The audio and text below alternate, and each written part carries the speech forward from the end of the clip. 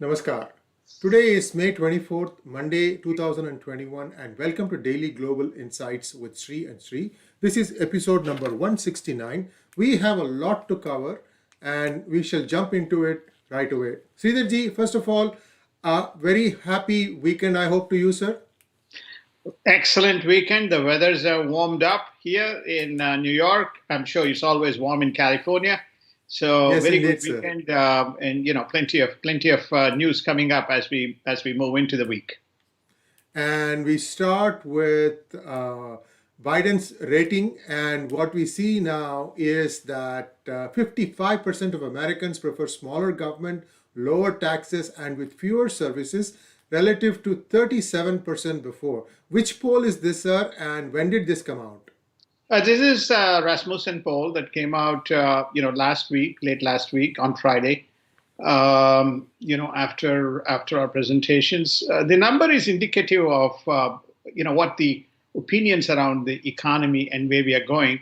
There's a growing concern and discontent, and that's reflective of the way the employment rates, unemployment rates, etc., is moving along.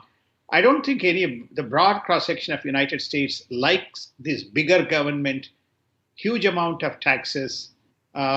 People prefer, I prefer lower taxes, lesser services, and I'll choose services that I want and I pay for it.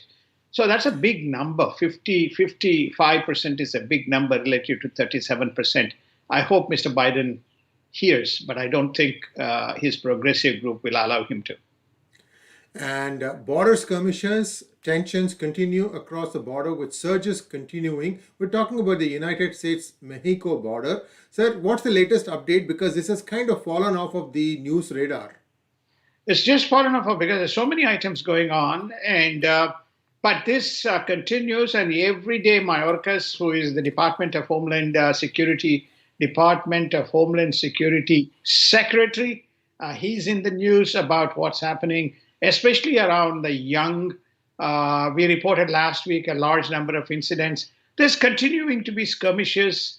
It's almost like it's become a paid orchestration of managing the whole infiltration process, and most notably the kids, under the pretext of unaccompanied or missed out children.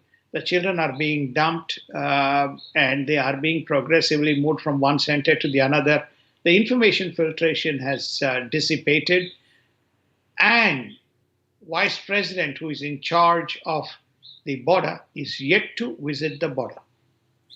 And Biden's 1.7 trillion infrastructure bill has been rejected by the Republicans. So it most likely means that Biden will take the usual route of getting the party to vote for him and have Vice President cast the deciding vote. Sir, what are your thoughts? I have a feeling that what he will do is, instead of passing an executive order, he will go to the House. They will try to persuade the House to vote. The House will then send the bill to the President. President will use that as the basis and apply his executive order and get it done. They seem hell-bent on this infrastructure bill, which has more than $1 trillion, or even $1.3 trillion of money that has nothing to do with infrastructure, but seems to be a very general sprinkle of money going to a whole set of activities, including local administration and governments and overseas, which is most unwarranted at this point of time, especially as the US debt is piling up. And Biden touts economic progress, but the numbers don't add up. As always, we look at the numbers, we look at the data. Sridharji, your thoughts? Now, my thoughts are that this is very well backed up.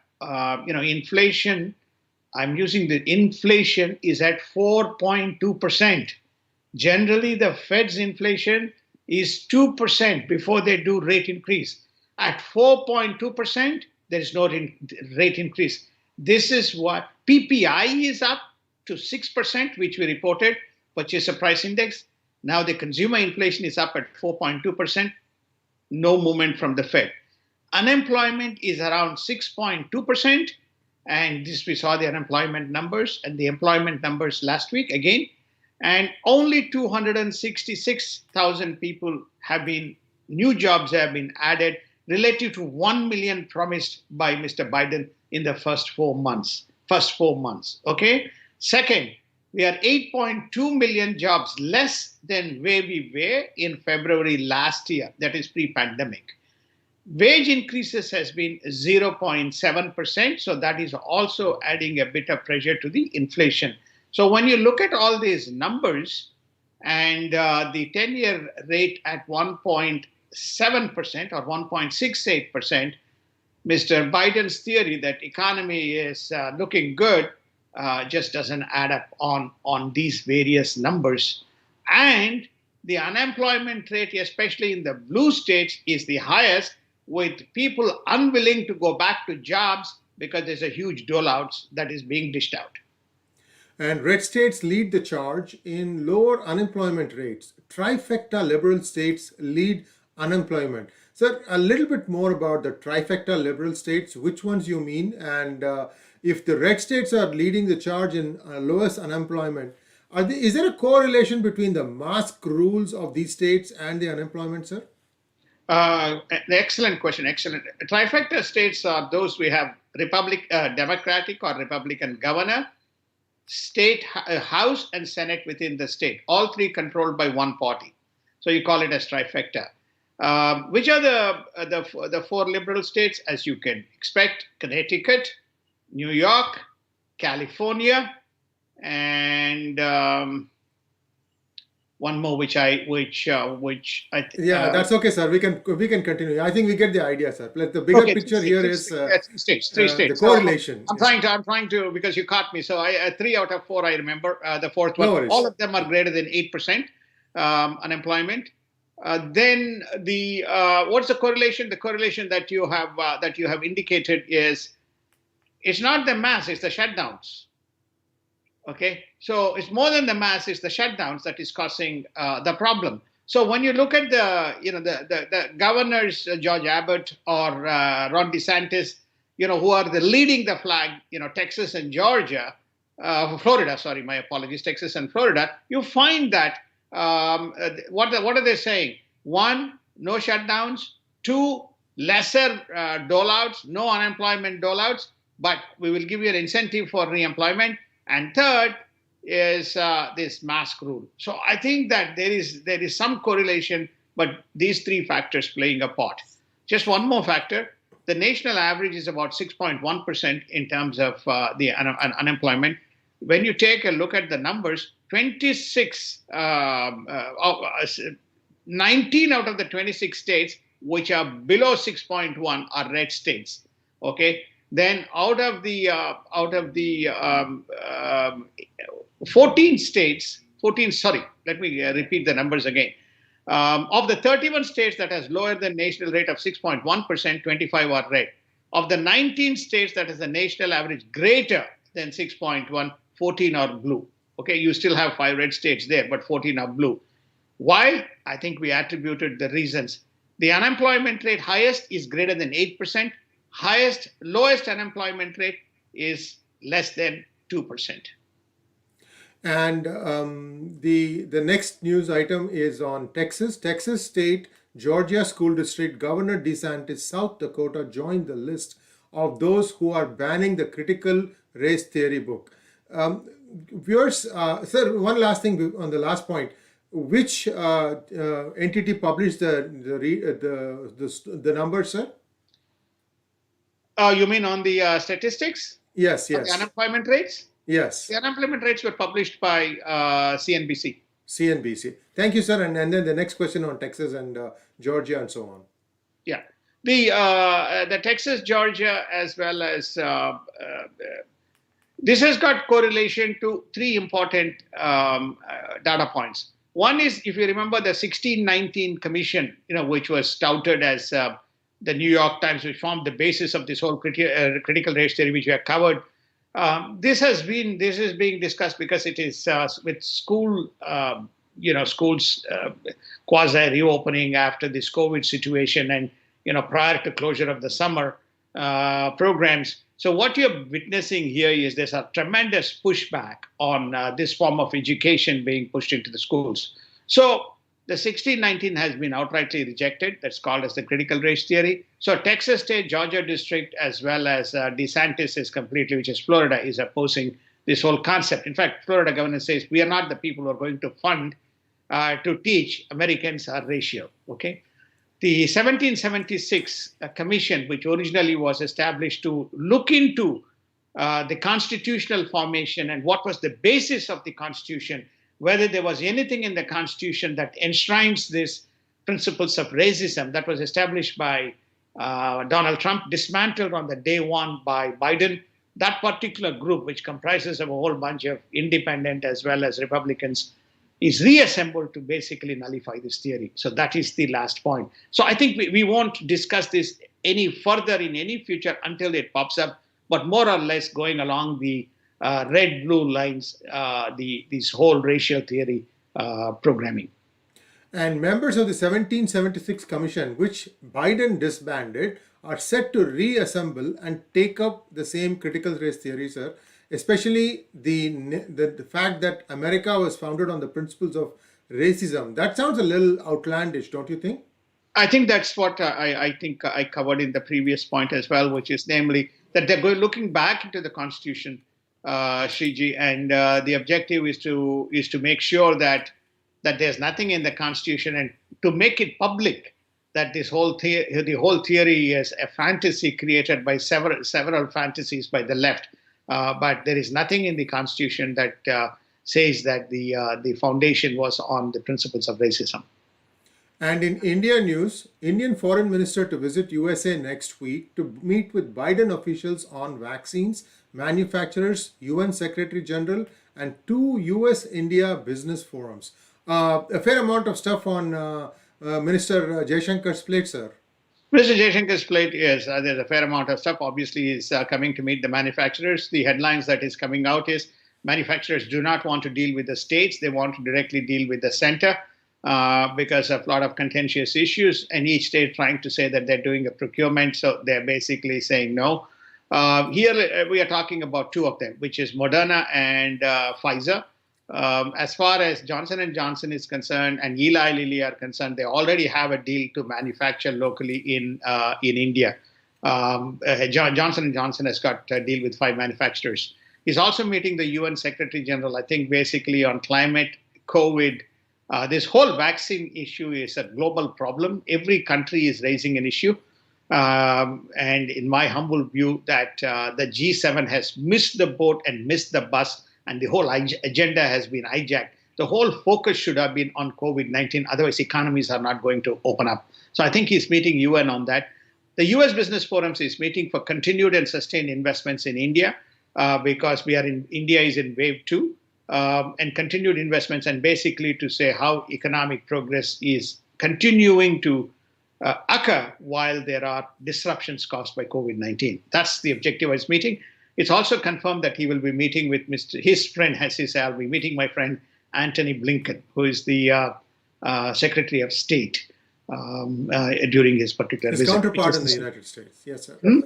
His counterpart in the United States. His counterpart in the United States, yeah. And social media platform Twitter continues to flog Indian government warnings on toolkit violations.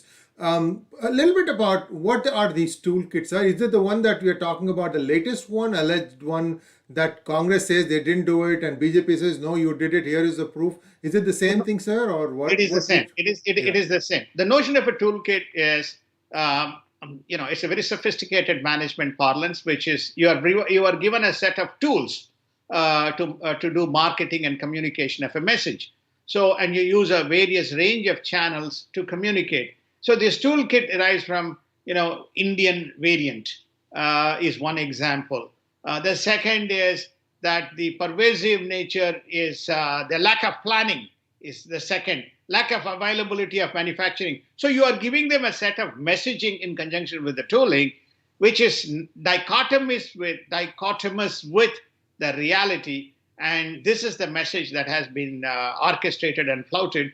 And when the BJP pointed out this toolkit is been released from the Congress office and the Twitter, those who make those statements get blocked on Twitter. So this is the issue. And The government has issued that you have no role to take political sides one way or the other, but Twitter will not listen. Whether India has the guts, this is the most decisive moment, whether India has the guts to ban Twitter, time will tell.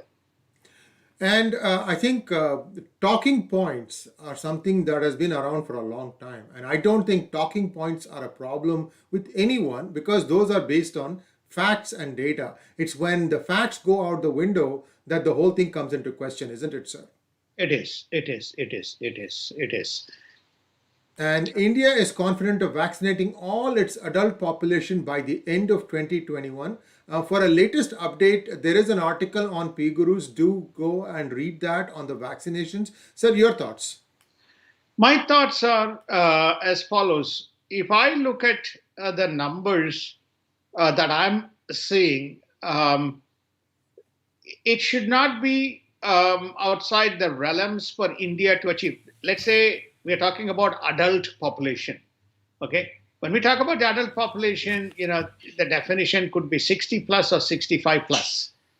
Today, India has vaccinated the number of vaccines administered is close to 200 million. If you take at least the percentage of population which has received two vaccines, it's around close to 6%. Somewhere between 4 and 6% is the number.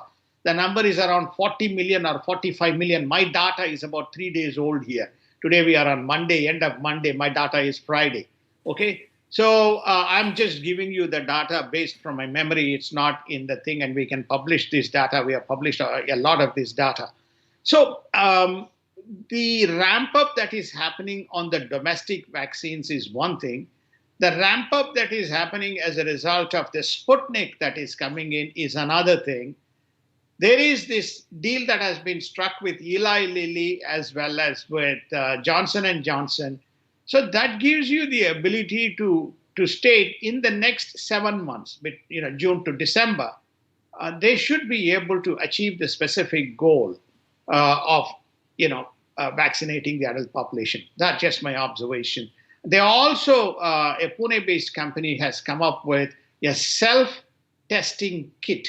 They're going to manufacture between 7 and 10 million kits, and first of that is getting released this week.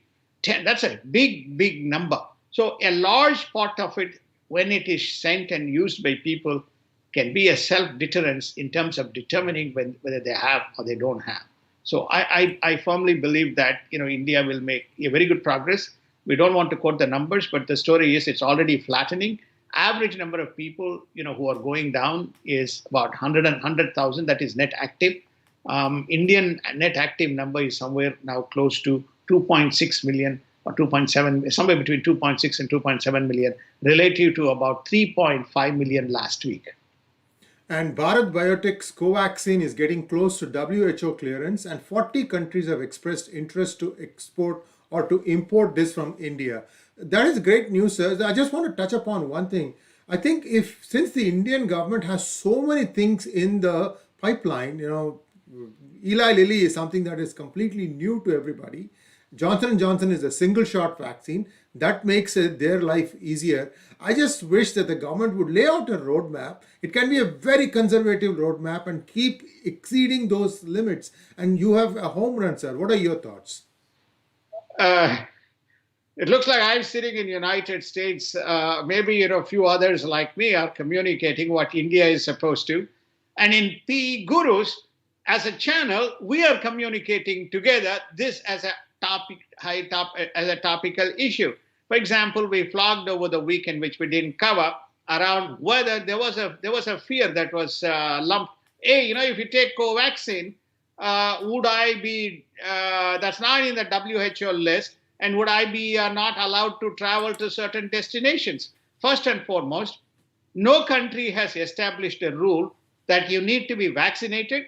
And second, you need to be vaccinated, which is approved by the WHO list. Okay, so this is another rumor that is floated in Indian media.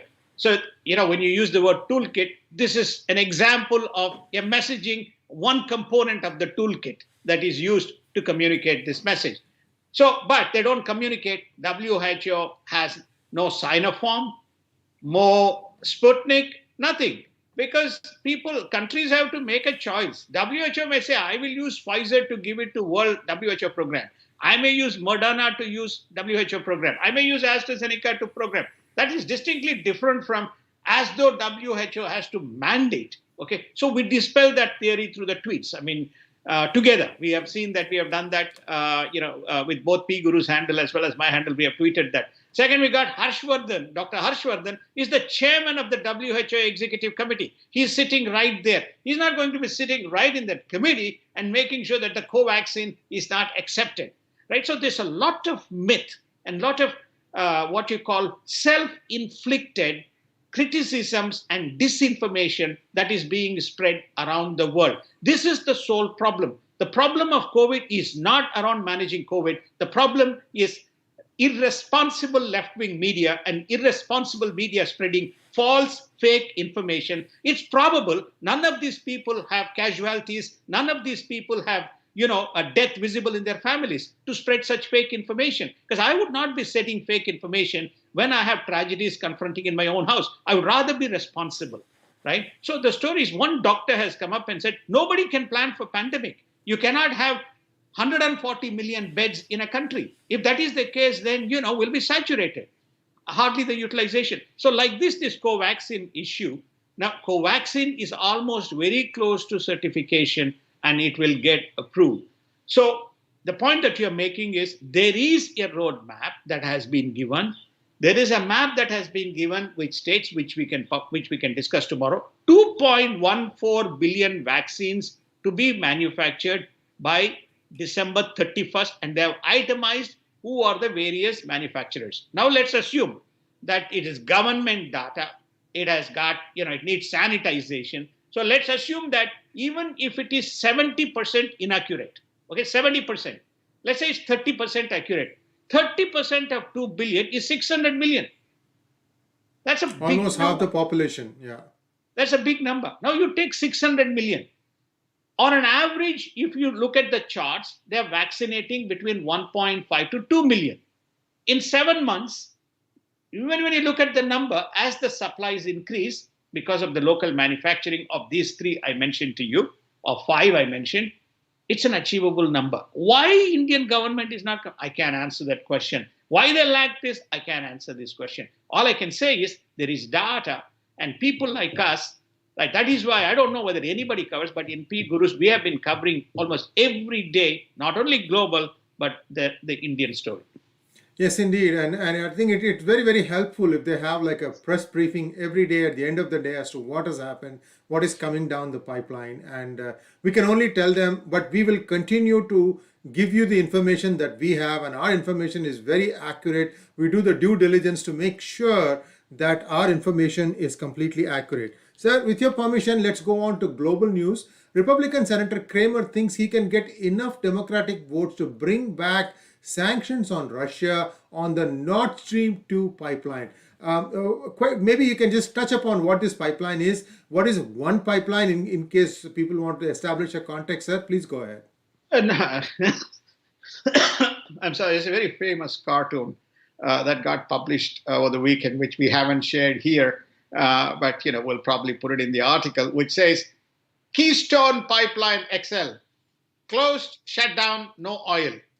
Nord Stream pipeline, open, going to Europe from Russia. We're going to make Russia great. We're going to make US not so great, with Biden and Putin photograph. This is the cartoon. Okay, so we got Keystone Pipeline shut down here. And then we have United States has no objections for Nord Stream 2 Pipeline 2. This is the gas pipe that goes from Russia into mainland Europe. This went through a lot of contention, especially when Russia invaded Crimea. And then the deal was negotiated by Putin's very close friend Angela Merkel. And they said, for the sake of the humanity and benefit of EU, which is dependent, this pipe should be de-linked from this Crimea decision. And United States was one of the last countries which allowed it. Biden allowed, waived. Again, that we have covered it in Daily Global Insights. If you go back 2 weeks, you will see that we have covered that Biden waives the sanctions on Nord Stream 2. Therefore, the Nord Stream 2 goes. This is the Nord Stream 2 pipeline. And Israel's ambassador to the United States says that Biden supported us, but we disagreed on the timing of the ceasefire, and we will assess if we have been successful in deterring Hamas. The first official statement from the Israeli side, sir. Israel is very emphatic and very clear that they do concede that there was disagreements, and they eventually for the wide interest. But they said that they would be constantly reassessing. That doesn't mean that the foot is off the pedal. I do believe over the weekend around the Syria-Lebanon border, they took out another target. So therefore, they're not just going to be quiet. And thanks to Mr. Biden, and EU and Iran is becoming more and more belligerent, says inspectors may no longer get nuclear site images. Now, Blinken has put the ball on Iran court for nuclear compliance. So I think this is now going to become a major stumbling block for this agreement to move forward, in my opinion. What are your thoughts, sir?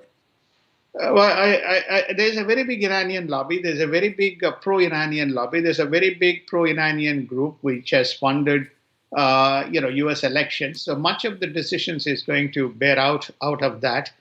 Blinken says he's put the onus on Iran. Iran says that its sanctions are likely to be lifted. We again published it. We reported it on last Friday, Mr. Rouhani. And then basically saying we will no longer be giving you site images. So there's a lot of inconsistent statements. And Iran is saying, I'll do what I want to do. I have a $500 billion 10-year deal with China. Why should I need to be compliant with your rules? And whereas Blinken says, if you have to move forward, then you have to demonstrate that you are compliant. As you rightly point out, I have no idea which way this thing is going to go. The only thing that I see is that US is going to come out of this bad. EU is going to come out of this very bad. And we're going to have more belligerence and more issues emerging from the Iran side. And South Korea will stand by US to defend the liberal democratic order, says President Moon Jae-in. He supports the denuclearization of Korean Peninsula and also cooperation on chips and vaccines, and walks a very fine line on China. I'd like you to touch upon the last one more than the others, sir. I mean, everything else is in consonance, but what is the thing about China, sir? President Moon Jae-in was here over the weekend, Thursday, Friday, Saturday, he has left. Fine line, he is unwilling to condemn China. Okay? So he's unwilling to stand with United States and Japan, A, to safeguard the Korean Peninsula, B, to act as one of the key members or allies, as they would call it, right, or to deter China. So he is unwilling because he's got North Korea, and then he has got North Korea with a huge border to China. So on Chinese side, he is unwilling. So this is the China, United States, Japan, and the trifecta coordination to deter China, and Korea is not budging on that. And G7 meet concludes with agreement to end financing coal power projects by the end of the year. Germany with eyes to EU climate club with US, Japan, and China. So Germany is now slowly but steadily, I think, moving away from coal-based electricity, if I read it correctly, sir. But they can't completely disengage themselves from fossil fuel, isn't it? They cannot. US and Japan are the two countries which have enormous amount of still coal power. They remain the countries which are not likely to meet the energy targets. I mean, surprise, surprise, the country which is likely to meet the climate goal is India. They're far more advanced relative to any of these countries. That's why India is signing up. What's the other thing? They're basically saying if there is any global project then which has expansion of the coal capacity, those projects should not be funded. That's the decision G7 has come to.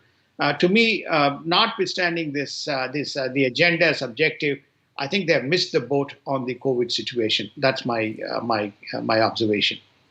And the United Kingdom carrier strike group HMS Queen Elizabeth set sail on a 7 month journey through the Indo-Pacific area. So this is significant because this is the first time I'm hearing United Kingdom also joining the fund. United Kingdom. This is a very formal sail into the Indo-Pacific and South China Sea. It will be stationed in the region for almost 7 months, and it will collaborate with the like-minded parties like India, Japan, France, many other countries in making sure that the Indo-Pacific is open, South China Sea is open. This is a strategic game that Mr. Boris Johnson is playing, and he's also done trade deals. Remember, with ASEAN, Japan, and they're also doing a big deal with both on security as well as trade with India. And let's take a look at markets news. The Dow climbs 200 points amid US jobless claims dropping to 444,000. This was last week. How do you see this week, sir? Jobless claims, the unemployment rate continues to be a problem. Unless there is a change in the policy, many people are not getting back to work. I think we have reported that. So that's number one. As far as the markets are concerned, I think that we are already beginning to see some upward momentum. The Dow is up 150 points as we speak. I think there would be more gyrations based on, I think I've already reported that most of the market gyrations will be driven by earnings season. If you overall look at 2021, we have already indicated the economy is likely to grow between 5 and 6%. There is no change to that with the liquidity that is available in the system. The markets, especially Dow, we had indicated somewhere between 9 and 12% growth this year, and S&P will be somewhere around the 12 to 14% growth this year. We are very much within those targets as we look at the numbers today. So there's no change to those numbers, purely based on the liquidity that is in the system already by virtue of the austerity programs, or what we call as the COVID relief programs that was launched last year.